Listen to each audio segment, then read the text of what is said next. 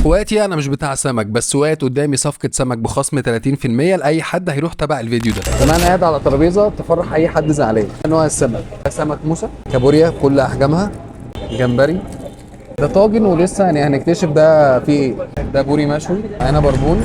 ده سمك طبار خطف قلبي. انا اول حاجه اجربها اصلا الجندوفلي ده. مكان النهارده اسمه ابو يوسف للاسماك، وفي المكان ده انت هتلاقي كل انواع اسماك البحر اللي تتخيلها، واللي ممكن تطلبها على شكل وجبات او ممكن تاخدها معاك البيت وتعملها انت بنفسك. بص ماشي، اي خدمه. في حد تاني عايز سمك؟ حرفيا في المكان ده انت هتلاقي كل انواع السمك اللي انت عايزها وكلها طازه في طازه. الحبش حلو قوي، الريشه بتاعته حلوه، مستوي حلو قوي قوي قوي. ده سمك موسى، بس كله بطاريخ. البطاريخ دي في حكايات في البطاريق دي. ده طاجن السبيط يا جدعان، بيغني وبيقول لي تعالى كلني.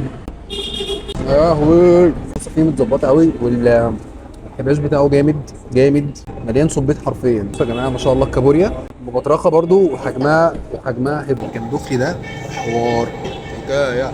في سمكه اسمها طبار، ما اكلتهاش قبل كده بصراحه، طعم الشوي باين فيها قوي، جميله، اللحمه بتدوب في البق. حرفيا كل حاجه اكلتها هناك كانت احلى من اللي قبلها، وبصراحه الاكل كان كله عظمه على عظمه. صاحب المكان دايما بيطلع لايفات وبيقول كل العروض والاسعار اللي بتكون عنده. هسيب لكم لينك البيج عشان تقدروا تتابعوها. والعنوان في ميامي، شارع السيد رضوان، متفرع من شارع اسكندر ابراهيم. مكان اسمه ابو يوسف للاسماك. وما تنساش تعمل سيف للفيديو، وسلام.